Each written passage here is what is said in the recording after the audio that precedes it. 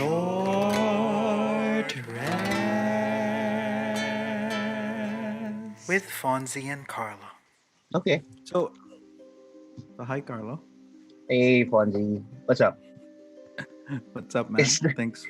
Thanks for joining me in your podcast. You're the host now.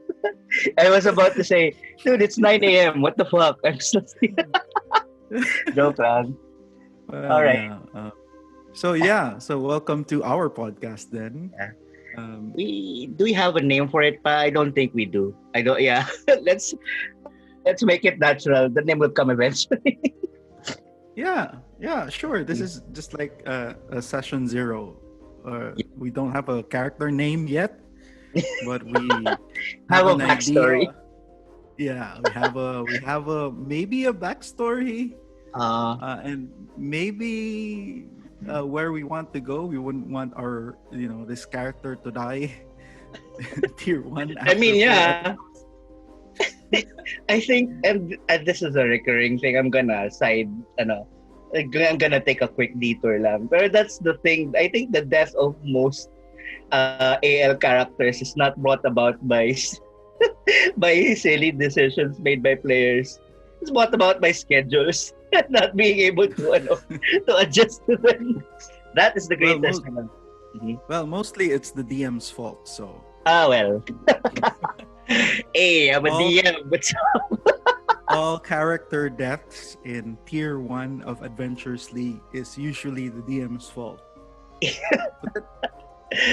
yeah. All right. We can start off by talking about why we put up this podcast. I'll start kasi I had the idea. So, and I'm kind Go of ahead. I'll start. So I'm Carlo Angelo Gonzalez. By day, I am a digital marketing production manager. By profession, I help people in the internet. Help my company help people in the internet leverage their online presence. But at night and sometimes during lunchtime, I play video games and I also play Dungeons and Dragons. I'm just that guy who really likes to talk about this shit. That's the reason why I I I thought of this. Maybe an outlet like after our games, we can have a debrief. Why the fuck did Lol. you do this? Parang ganon. And to tell the people then, what's up with how to play this game. Really. You, Fonzie, how about you? Yeah. So my name is Fonzi Marquez, and I am right now I am a coach and a community manager as well for a relationship coaching company in the US. And also, I run my own coaching company in Davao City, Philippines. Yeah, and I started playing Dungeons and Dragons when Carlo introduced the game to me. What was that? 2 years ago? 2 years ago. I remember that day. Yeah, but I have had experience with the game. Like I enjoy watching the game. I have been a fan of shows and podcasts, mainly Critical Role and Not Another D&D podcast and some other podcasts of D&D. I really enjoy. Well, partly one of the reasons why you would think that I think that I really levitated towards the game is the role play factor because I do really enjoy, like, as you know, Carlo, I am a very big, and you are too, like a very big theater geek.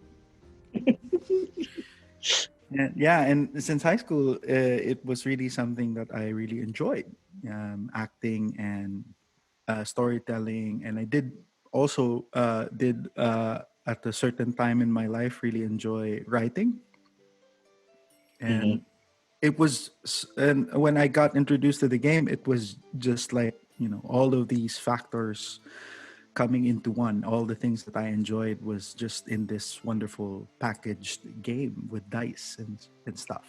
Dice, chance, rules, everything. Yeah, absolutely. And it was then I really got into it. Played a lot of D&D, not only on Roll20, but also in Davao City, where I am right now, with the Davao AL Adventures League. So yeah, so that's sort of like my background. Like after a year of playing, I started DMing too, dungeon mastering, as you would say. And most of my games are tier one, tier twos, which particularly I am particularly drawn to because of its story-driven nature and a lot of Yeah. role play opportunities. So that's what I really enjoy about the game. So that's me. I hope that was too long. That's good. It's okay. Let's give the audience a chance to get to know us. Pero yeah, I mean, the things that you can expect from this podcast. Yeah, so like Fonzie said, no, we're big fans of storytelling and stories in general. So we'll probably talk about our latest games and um, the most prolific things that we did, the stupidest things that we did on that particular game. We can talk about that. We can also talk about different um ano ba to artistic choices or creative choices that Sure. Wizards is doing with the lore right now. And yeah, so like talking about D&D, DM Carlo, I'm curious, like what or who introduced you to the game? Like, well, I got to well, as I was surfing through the internet, I'm gonna be honest. I'm gonna mention the name. I was watching Critical Role. I knew Dungeons and Dragons was a thing when nung 2011 pa. And when I saw this, nahook ako to the show. I got really into it, and then I started looking around sa Facebook groups. The person who got me hooked into this, or who started, who DM for me was si EJ. oh yeah, EJ is a friend of ours. He is also he's no, he's been DMing for a while now, and yeah, that's how I know. That's how I got hooked. In so our first, yeah, sorry, go ahead. so it was a Facebook group. Yes, it was a Facebook group, definitely. Wow, and I imagine like that's how. Well, to be fair, that's how I got into like the Davao AL group. I was just Yeah. looking for was there a Davao? I was just going through Facebook and just typing in keywords and stuff like that. But please continue. Like, how was that game for you? And when did that happen? And what was that experience like? Just going through that first game with I assume it was a Roll20 game. Yes. Yes, it was a Roll20 game. It was online because EJ lived he lived far from Metro Manila.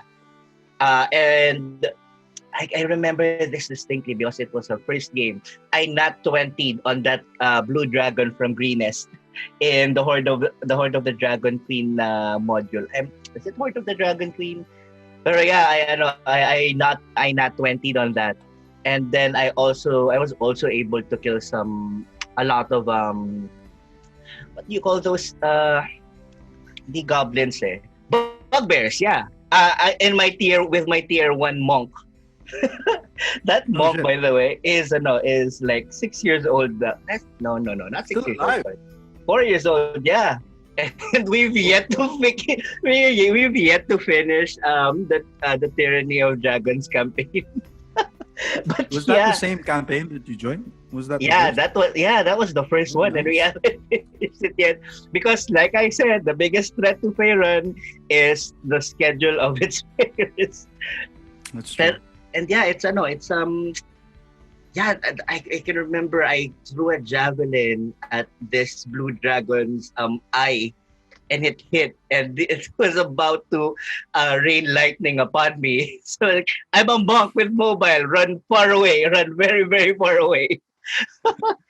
Yeah, So it's I was talking about like what like identifying what really drew me into the game, right? Like I was talking yeah, about, yeah. and I'm wondering like, what do you feel like was the thing that drew you in? Like after that game, it must have like opened this this doorway towards this fantasy realm that you've been looking for, an itch, so to speak, Yeah. that you can scratch. But for you, like, what do you feel was that thing that really opened those doors for you for Dungeons and Dragons? Just like as a very low level monk who's able to literally throw a javelin at a blue dragon's eye. That kind of made me excited about this whole campaign, this whole thing, because I can literally do anything with just the roll of a dice, of a die, right? We can fail massively or succeed gloriously, and it's those kind of moments that you may or may not be able to do in real life that you can do in these games that really give me that kind of that make me passionate about this game. So there are a lot of that's why I'm not a really I'm not I don't want to say I don't play safe in my games, but I always love the risk that it entails. And it's really about creating these kinds of stories that will resonate, and that is stories worth telling, I guess. Stories of risk, stories of grandeur, stories of idiocy. Those are the things that keep me going for Dungeons and Dragons. Our game, the games we play at least. Absolutely. And as a DM, like what really pushed you towards crafting your own campaign? Like what was that inspiration about for you? It's that thing as well, just being able to create stories with my friends. Like for the longest time, I have these stories in my head, like what if this and that happened? Who's there to resolve this and that? And ever since you and Lester said yes to that night game, where I almost accidentally. Talk about that. Talk about that. Like how that came about. Yeah, so I was a player. At first, I was a player. I was a player in Dungeons and Dragons, and I have been saying so many times, I need to DM, I need to DM, I need to DM for the past 2 years. 2016, that's it. 28. I think I was there 2018 or 2018, and I was looking for people I can dungeon master or I can host a game for, and you and Elle said yes, and I'm like, since I was in Davao that time, backstory, I also did do a little bit of triathlon, but enough about that. Enough about that. Let's talk about Dungeons and Dragons. Yeah. What triathlon did you go to in Davao at that time? That was the Ironman Davao 70.3 triathlon. Yeah. Was that your first Ironman? That was my second one. My second one. Yeah. Wow. So when I after that, I was like, fuck this, enough of being an athlete. I want to be a nerd. So I contacted you. I contacted you. We have needs to fulfill. I don't want to be an athlete anymore. I called you. I contacted you, and you guys thankfully said yes. EJ, very supportive. DM. Our Dungeons and Dragons daddy. Also joined in online. And we ran that game. EJ from EJ remotely, and I ran it from the Good Food, your restaurant. Oh, yeah. Which, by the way, has really good food. And thank you. Being able to do that with you guys was so. I don't think it's just the leftover endorphins from the race. I mean, you took that picture. I was so happy when I finally got to play this physically with people, with my friends, diba? It's such a good feeling to be able to share those stories. And I almost accidentally I almost PK'd you guys, but you got out okay. So Sure. it was fun. And so now that you've like that was your first time DMing, right? And like, what do you feel like is the main difference from DMing your own story versus like DMing a module from Adventures League? What do you feel like are the significant differences in terms of like how you feel about after running the game or during, or is there anything that you can identify as like differences between the two? Well, when it comes, how should I say this? Homebrew is definitely homebrew takes more time in terms of setting up the game. Mostly because anything can happen and you don't have a set of rules that to you don't have a set of rules to follow or a set of conditions to follow, unlike AL modules. When it comes to home brewing kasi, I write my own stories. Like a lot of those have to if the players choose this, I have to come up with something that would happen to as a result of their action. And a lot of dungeon masters are really good at that, are really good at doing improv, but I'm not really good at that. So I write it down. What if they do this? What if they do that? How do So you know you're not good at it? I through experience, just being like there are a lot of times you guys in that homebrew game did a lot of things that I was severely unprepared for, and when that happened, just give me a moment. Then 2 minutes later, okay, so guys, this happens. Mhm. Yeah. So, is that something that you should expect, like for people who are listening who I mean, definitely. Yeah. how would you prepare for the unknown? I think that's paradoxical. You can't prepare for something you don't know. Siguro get really familiar with the rules. Find out learn how the rules work. So when the player does something, you're prepared to respond in kind the results of his or her choices. Mhm. So that's one thing to prepare. The story, ultimately, you create the backbone. By backbone, I mean the main conflict of the story, diba? And then your Right. characters pave that way to resolving that conflict. Pero yeah, you just have to adjudicate. Like, okay, I Yeah. choose to hit the merchant. Okay, the merchant in kind will probably hit you back or call the guards. So you have to prepare. You have to be prepared for that kind of interaction, surprising Absolutely. interactions. How about you, And Fonzie? Can you tell me about your first DMing experience though? I ran. I feel like I ran a homebrew for you guys. That was my first. Yeah, Uh, yeah. because I was like I was talking about writing, and I was writing this fantasy story about a group of dwarves protecting a mountain range. It was called the Withered Tree, and I still have that story. By the way, it's still there, and I could finish it up to maybe tier 3, and it's Whoa. up to there. Yeah, it's mainly done.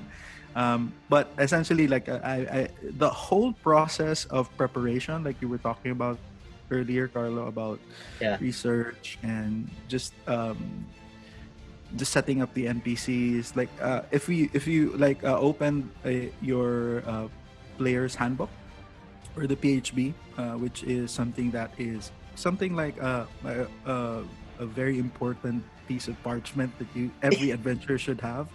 Like the Yeah. three pillars of an adventure would be exploration, social interaction, and combat, right? Yeah. And just being able to play with your campaign with those three elements in mind just creates a lot of possibilities. And as a DM, it's part of the learning process for me as a DM was to just let go of my need to control the story, Mm. uh, and just allow for exploration to happen, right? And part of the creative process was the feeling of incompleteness, as you were talking about, Carlo, of, you know, oh my God, I have not thought about that, but that's interesting. And that opens our Yeah. brain. And I feel like part of the excitement and the discomfort is really part of the dungeon, like the DMing experience. Experience. Because we like part of the question that I was asking you about, like, how do you prepare for the um, what's my word? Unknown. Unknown, is to get really comfortable with being in the unknown. So not really Yeah. knowing what to do and being okay with not having all the answers and All just the go. answers. Right. and with me, like that has always been one of the experiences for me. Like first time dungeon mastering for you guys was such an amazing experience and rewarding. Um, and my first time dungeon mastering for Adventures League Davao was like over the table, face to face game, and that was really fun. I ran uh, a very simple like tier one mod, and I was really prepared for it. It was the season 9 mods, Okay, that's Tomb of the Annihilation. Avernus. Oh, No, the Avernus. Avernus mods. Okay, okay. Season 9. And I felt like that was a very good starting point for me because it was also like very new mods at the time. It was just published, so nobody had the opportunity, or I felt like it was level playing field for every DM. Yeah, new And new blood. yeah, and I started DMing exclusively for season 9 mods. So I started from the Escape from Eltergard and so on and so forth. And then I found out that I was one, or if not the only one, who was running the season 9 mods in Davao. So I became kind of like the exclusive season 9 mod DM in Davao. So I know the story very well Nice. about the season 9 mods. Practically, I can run the tier 1 mods without notes because I memorized them already for just having to, run them so many times before. Like I had so much So, time that in that experience was just really amazing. Just being able to interact with other people, and my kind of agenda with I had an agenda like okay. wanting to go into dungeon mastering because I just really wanted to practice public speaking and just being able to be in a crowd of people and control the meeting. And That's very helpful when it comes to work yeah, then.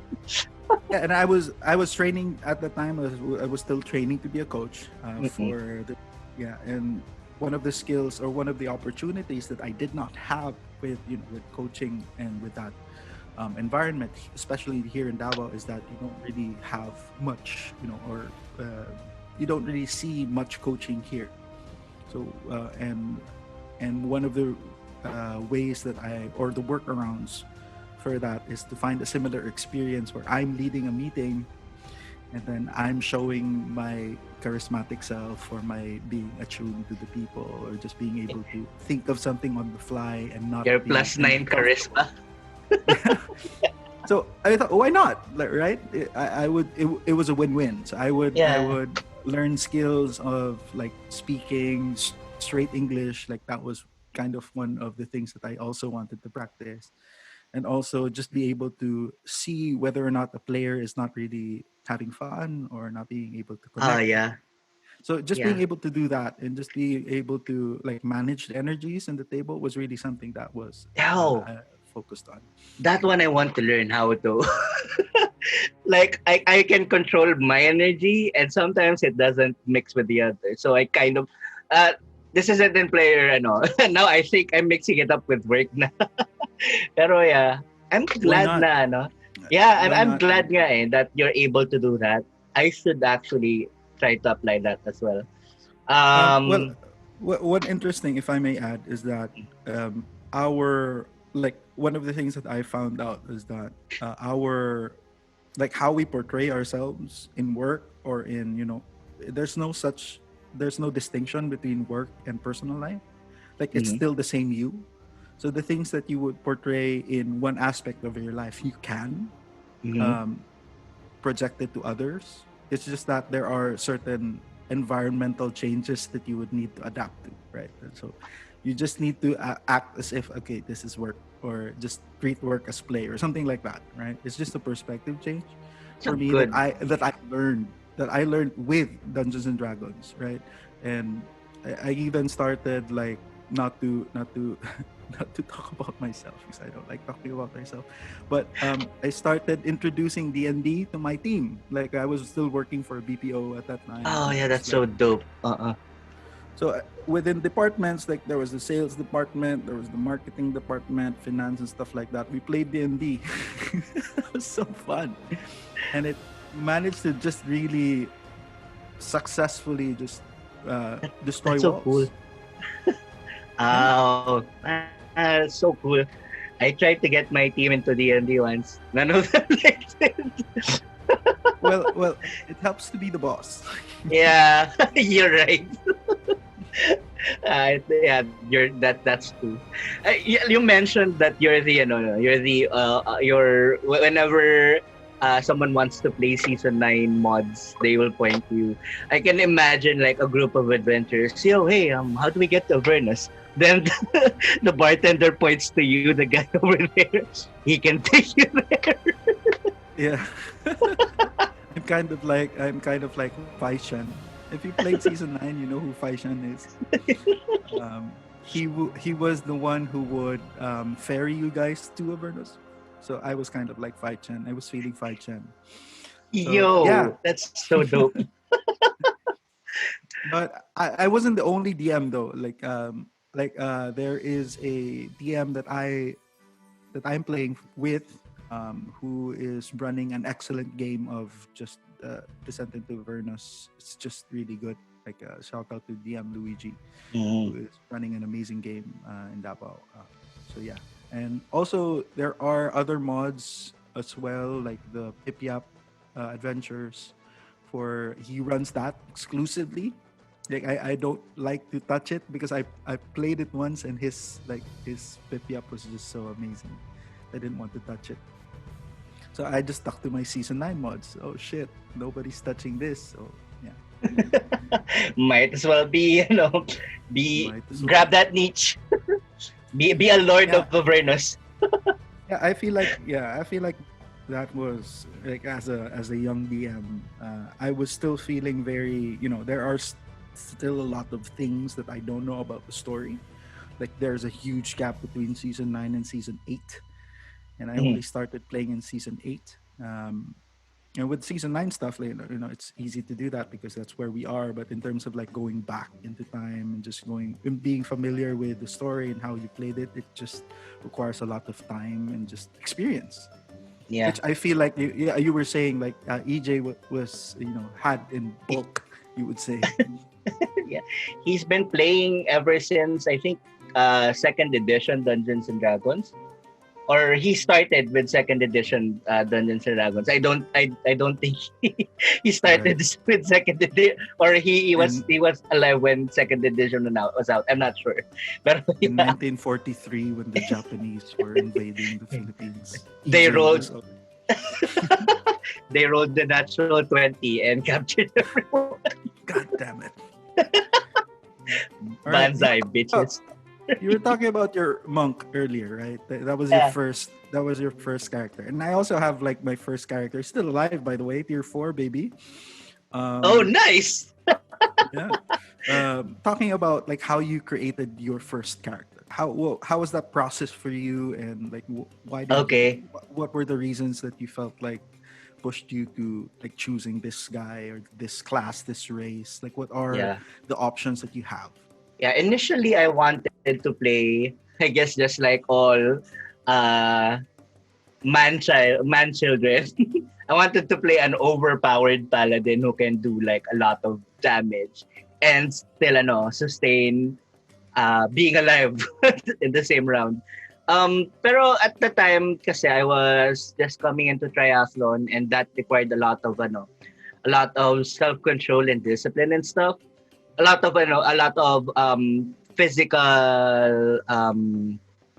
physical training. And at the time I told myself I want to have a character that I can resonate with, just to keep me going on both triathlon and Dungeons and Dragons. This was in 2016. So you know what? Yeah, upon reading the handbook, I realized na I think I'm going to be a monk. They don't have the highest damage, but they don't have the damage, but they're very supportive.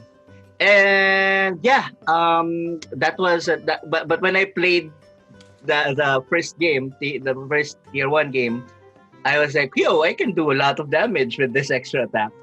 And but as time progressed, as soon as tier 2 and tier 3 came in, I'm not doing enough damage, but it's okay. I'm stunning bitches left and right, and the team is doing the killing for me. But yeah, in terms of when you mentioned, you asked about the process. That's really about it. I wanted a character that I can resonate with, especially for my first character. Like I feel like a part of me was projected into this monk. I And see. true enough, my peg for that was bearded Ryu. So like he I just see. with the whole my foster family was murdered by this stupid dragon. And I have to like it's a revenge story pero yeah, being kind-hearted, Kian the monk is I don't think he'll push through with any vengeance plots as of yet. I don't know yet because we haven't finished the campaign. Pero yeah, That's true. that's really that's really where I am at with Kian. How I started him. How about you? What's your first character? My first character was Draven Dragonskill, and he is a ranger. He started off Ranger. as a ranger. Yeah. My peg for him was a modern Aragorn. Mm. Okay. Yeah. Aragorn without the stick up his butt. Okay. And yeah, and part of the idea of building Draven Dragonskill was well, a lot of the just going back, just a lot of the context, like why I started coming into or playing Dungeons and Dragons because of that particular campaign that you were playing, Carlo. You were talking about it, that particular campaign, and that you were fighting dragons and stuff like that. Mm-mm. So okay, so I'm gonna create a character who's going to kill dragons. So Draven Dragonskin. That was my first AL legal character, and his first game, AL legal game, was I believe under EJ as well. We played Dues of the Dead, I think. Mm-mm. After that, he got into level 2, and that's when I started playing as in Davao already. Ah. One of the things that I really enjoy about character creation, well, Draven was kind of like a very safe character to play and to create. So I was just going down that road to just let the character speak for itself, like, and let the backstory come out as I was playing it. But my method of character creation after that was a little bit different. But I always wanted to make it the point that my players are not overpowered. Mm-hmm. Okay. Like, because I like being, after playing a while, in Adventures League and with tier 3 and tier 4 tables, it gets kind of ridiculous how powerful other PCs are, and it's kind of boring. Yeah. And Oh, like call him out. I attacked the thing and I rolled the 2, but that's okay. It's 32 to hit. It's 150 damage. I have a second In attack. one Oh my attack. god. Yeah. It's kind of ridiculous. Like going back to the 3 things, right? Like the 3 pillars of the adventure. Like combat is something that is fun, yeah, but it's not everything, right? It's not the everything, entire- definitely. And a lot of like players now have that in mind because, well, that's how you die. You die through combat. You don't really die through exploration. Well, sometimes you do exploration or social interaction. Yeah. Yeah. So that was just like the spirit of Draven, and yeah, I've been carrying him around. Like he died. Do you know of the Death Curse? Yeah. The Strad. Curse of Strad. Yeah, tama. Curse of Strad. No, it's the Tomb of Annihilation. Tomb of Annihilation, sorry. Go ahead. How Yeah. does it work? I haven't played much of Tomb of Annihilation kasi. Well, we should. Yeah, we definitely should. Okay. And I would be very scared. As the DM? Okay. No. As a players. As a player, sorry. Okay. Because it's going to be the Dark Souls of D&D. Oh, give me that shit. Yeah, it's really hard. So, second game of Draven, he went into a mod of Tomb of Annihilation, and it was Death Curse. I had no idea what Death Curse was. It was my first game. I was just eager to jump into it. I was, not my normal introverted self. I was happy to Uh, get to know other players and just be able to play, as a beginner and as my first game in AL Davao. And I mm. died. As it died or just Yeah. knocked unconscious? I'm sorry, I haven't Uh, played any Tomb of Annihilation modules yet. we'll So we'll talk about that. We'll talk about that soon. But okay. anyway, but the idea is if you die, if you're dead, right? You Hmm. can't be revived. You're dead. Okay. That's the That's it. death curse. God. Yeah, you're Okay. dead. You can't be revived by any means. You're dead.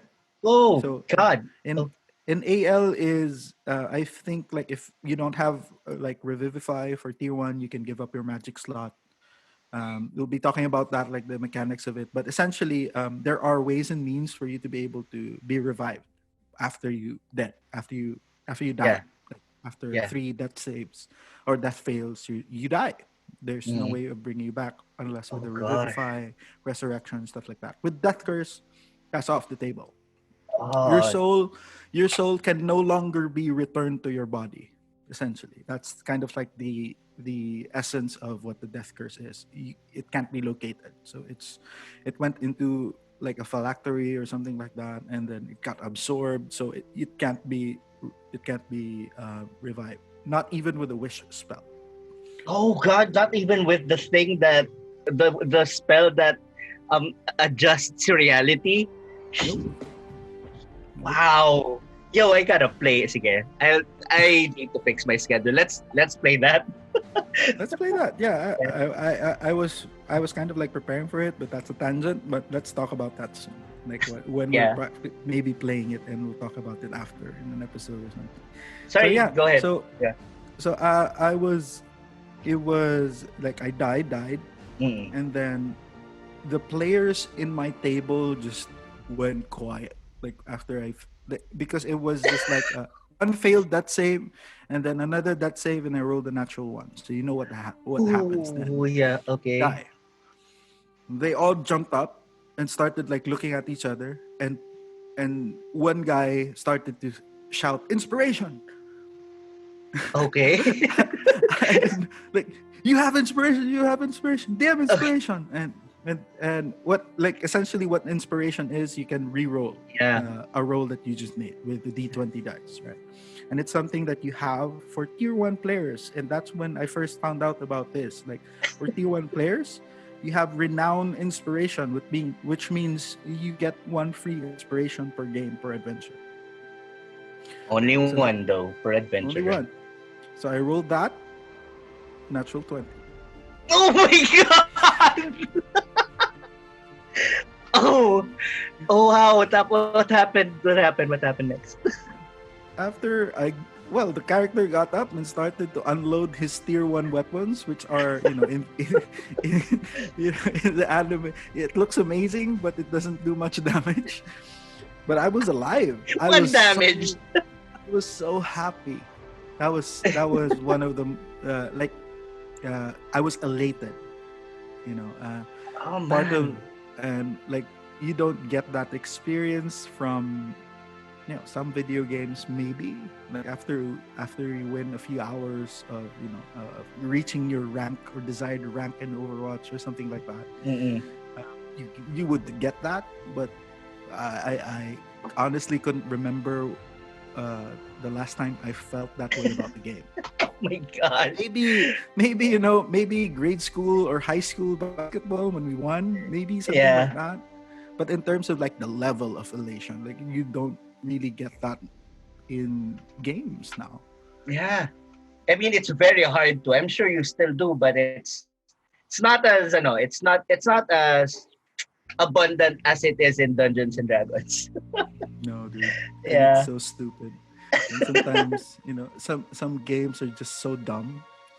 I And mean, especially when you vibe with your fellow players, because you're not playing this alone. You're playing this with other group of yeah. weirdos who love the game as much as you do.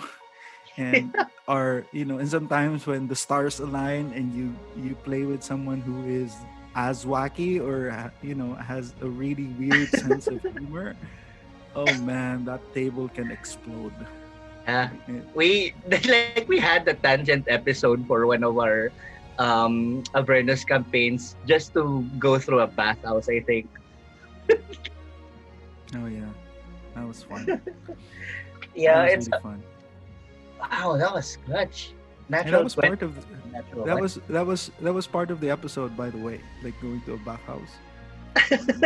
That was really part of the mod. You really have to go to a bathhouse. So Draven is still alive because of Yeah, DM tier 4. inspiration. Nice. And he's a tier 4 now. Cool. Amazing, yeah. Ah, He's a very man. beefy boy, and he is a very scary motherfucker. I have to say, like he has developed into like in terms of like OP-ness, he's Uh-uh. there. Like there was one time I one rounded a BBEG, just me. Oh, nice. How? hmm I because it's a ranger. Like, we'll talk about like classes maybe in the future, Yeah.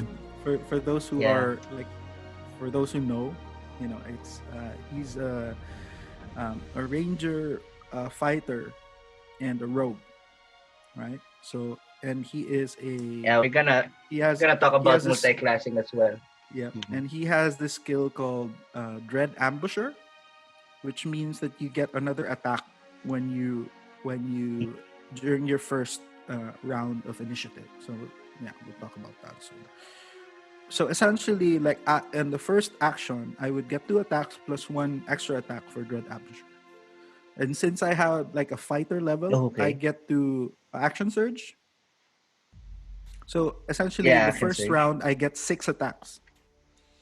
So 6 attacks, all sharpshooter shots, and 2 of them crit. Uh-huh. So I crit the sneak attack.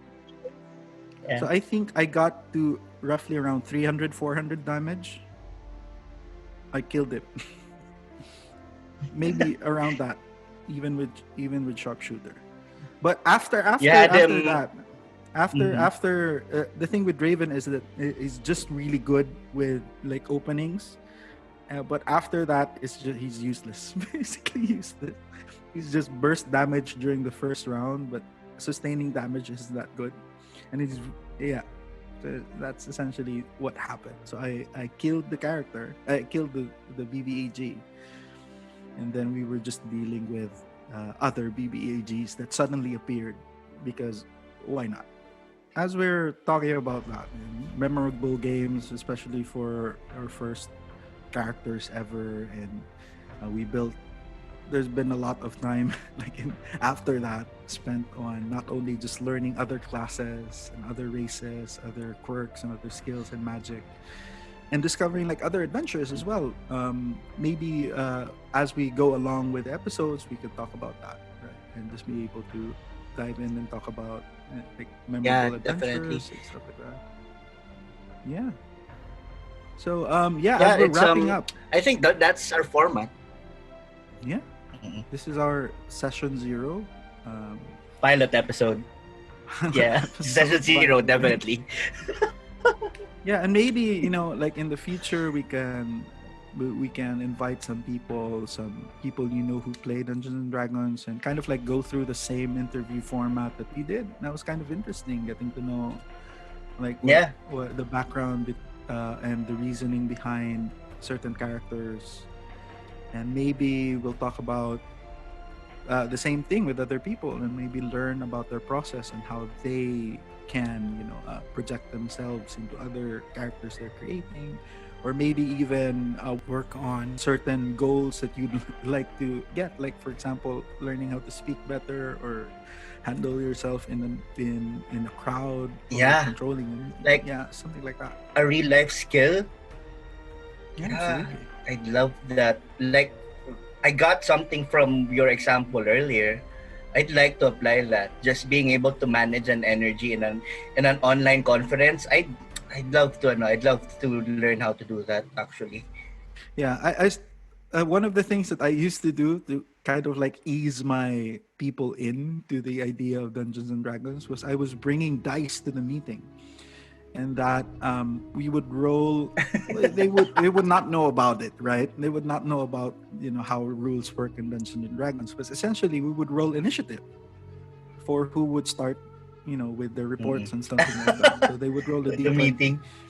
Yeah, and sometimes I would roll, like, for example, there are 8 people. I'd roll a D8 and see who goes first. So I'll roll D8. Okay, it's you. So it's for them to get to know the mechanics of it, and just leaving things up to chance, and not being able for them to see, like, their boss not to be, not to be a control freak, and just, like, create Yeah. this kind of environment of, of risk, of randomness. I think that it gives them a lot of comfort in a way.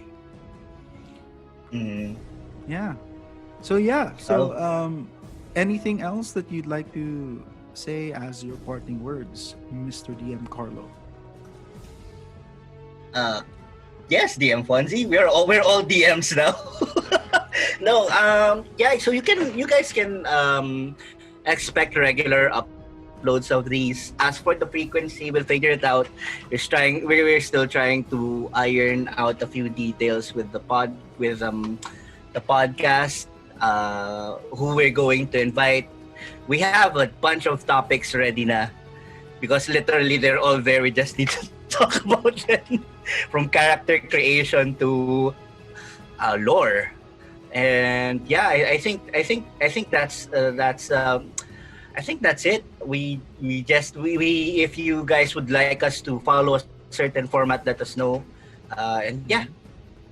definitely. We And need of to have course, an outro and an intro. yeah, absolutely. Yeah. We'll be Yeah. uploading this in our enter uh, on your Facebook page, Carlo. What's your Facebook page? Yeah, my Facebook page is Carlo Geeks Out. We'll also have this uploaded in YouTube.